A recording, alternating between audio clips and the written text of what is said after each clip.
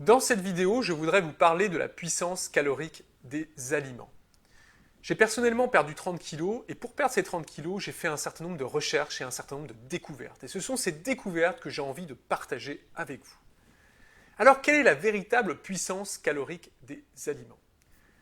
Très souvent, je vois des gens qui viennent consulter dans notre cabinet et qui nous disent « Mais je comprends pas, je prends du poids, pourtant je fais attention, je mange très peu, je fais assez peu d'écart. » Eh bien, dans 95% des cas, ces gens, en fait, n'ont pas conscience de la vraie puissance calorique des aliments.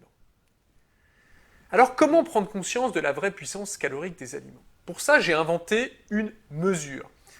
Cette mesure, c'est que je traduis le nombre de calories en nombre d'heures de vélo d'appartement. Parce que j'ai un vélo d'appartement qui me sert à faire du sport tous les jours, qui est un moyen très pratique et très efficace de faire du sport, et donc j'ai simplement fait la conversion. Alors par exemple, une tablette de chocolat, c'est environ 500 calories. Eh bien, c'est 1 h 15 de vélo d'appartement, et à un bon rythme. Donc ça veut dire que si vous mangez une tablette de chocolat, il va falloir que vous fassiez du vélo à un rythme assez soutenu pendant presque 1 h 15 pour pouvoir consommer cette énergie. Je vais prendre un deuxième cas, un paquet de chocos.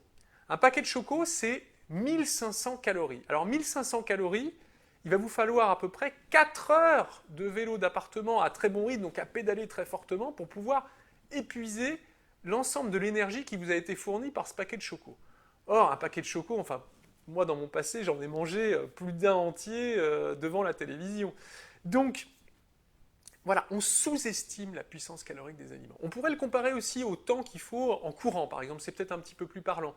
Eh bien, notre paquet de chocos, il faut faire 2 h 30 de footing. 2 h 30 de footing pour épuiser votre paquet de chocos. Alors, est-ce que vous êtes prêt à faire 2 h 30 de footing? Si vous êtes prêt à manger votre paquet de chocos, vous devez être prêt à faire 2 h 30 de footing pour pouvoir le consommer.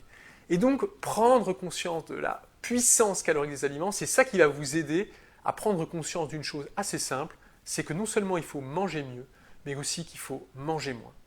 Alors si vous voulez en savoir plus, je vous invite à regarder mon livre. Dans ce livre-là, je m'attaque à plein d'idées reçues qui vont vous aider véritablement à perdre du poids et je donne plein d'astuces, plein de secrets pour transformer sa façon de voir les aliments et pour perdre du poids durablement. Je vous dis à très bientôt.